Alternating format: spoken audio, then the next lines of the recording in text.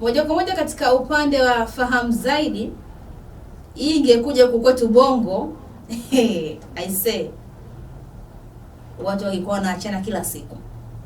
Ni katika taifa la China ambapo tunaambiwa kuna sheria ya kulipa fidia ya kifedha pale ambapo wapenzi wakiachana. Yaani na mpenzi wako hapo ulipo mnataka kuachana, basi mmoja wapo lazima aweze kulipa fidia na mmoja wapo lazima aweze kupata fidia. Na fidia hii unaambiwa ni kama umeweza kuchangia mchango mkubwa wa kiuchumi au umepata hasara wakati wa mahusiano.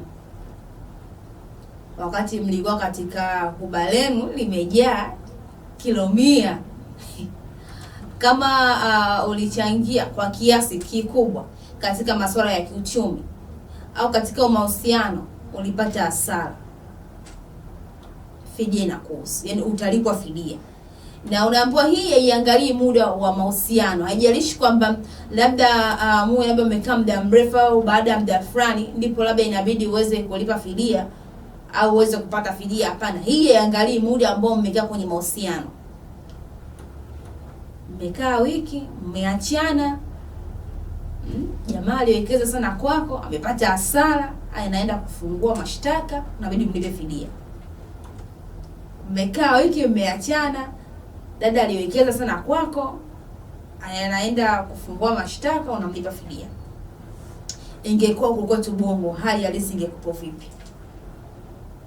Kwa hiyo ni katika taifa la China, japokuwa China kuna sheria pia kuhusiana na masuala ya ndoa ambayo inalingana kwa asilimia kubwa sana na hii, ambapo wanandoa wakiweza kupeana talaka, tunafahamu katika upande wa talaka, pale ambapo wanandoa wamepeana talaka, kila mwanandoa anaondoka na kile ambacho alichochuma katika hiyo ndoa, na wanasisitiza kwamba uweze kutunza risiti. Hii ni katika upande wa ndoa. Lakini katika upande wa mahusiano, huko ambapo wapenzi wameweza kuachana, unajua kabisa uliweza kuwekeza katika mahusiano, unajua kabisa kwamba katika mahusiano umepata hasara, basi unalipwa fidia.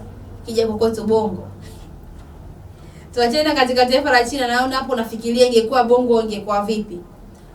Kuna watu wangekuwa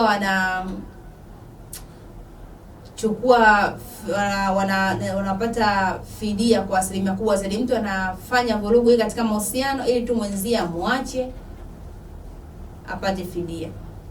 Tukiachana katika taifa la China, tuhamie katika upande wa Tanga sasa,